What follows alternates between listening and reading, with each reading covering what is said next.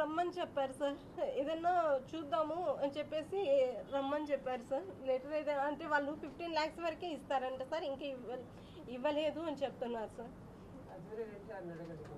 అదే సార్ వాడు చాలా పిచ్చి ఫ్యాన్ సార్, జూనియర్ చిన్నప్పటి నుంచి సార్. జూనియర్ ఎన్టీఆర్ అంటే చాలా ఫ్యాన్.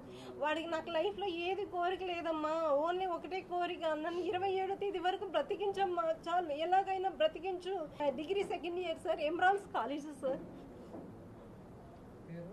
వి కౌశిక్ సార్.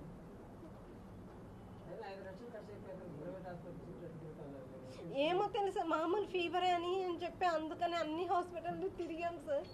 మళ్ళీ లాస్ట్కి ఇంకా మా వల్ల కాక రోయ్ హాస్పిటల్కి వెళ్ళాం సార్. రోయ్ హాస్పిటల్కి వెళ్తే వాళ్ళు అక్కడ చెప్పారు సార్, జనవరి 21st నుంచి చూసాం సార్. మళ్ళీ ఫిబ్రవరి 21st ఇంకా మా వల్ల కాక బెంగళూరు కిడ్వే హాస్పిటల్కి వెళ్ళాం సార్.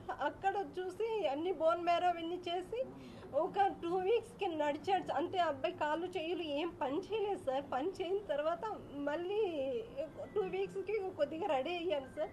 బాగానే ఉన్నాడు సార్. మళ్ళీ హైడ్రేషన్కి వచ్చేసరికి మొత్తం 70% బ్లాస్ట్ అయిపోయి, ఓన్లీ 21 daysలోనే 70% బ్లాస్ట్ అయిపోయింది సార్. ఇప్పుడు ఏం చెప్తున్నారంటే ఒక ఇంజెక్షన్ 3 lakhs అవుతుంది, అలాంటివి 12 కావాలి అని చెప్తున్నారు సార్. అవి వేస్తేనే బోన్ మ్యారో 0 కావాలంటే ఈ ఇంజెక్షన్స్ అంతా కీమోలో లాగా చేయాలంట సార్. అది ఒక్కటే అంటూ ఉంది సార్. ట్రాన్స్ప్లాంటేషన్ ఒకటి చేస్తే అబ్బాయి బ్రతుకుతాడు.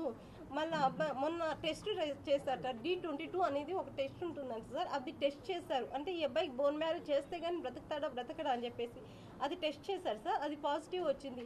నెగిటివ్ వస్తే కాదు, దానికి కానీ అవకాశం లేదు అని. సో పాజిటివ్ వచ్చింది కాబట్టి ఇప్పుడు అవకాశం ఉంది అని చెప్తున్నాను సార్.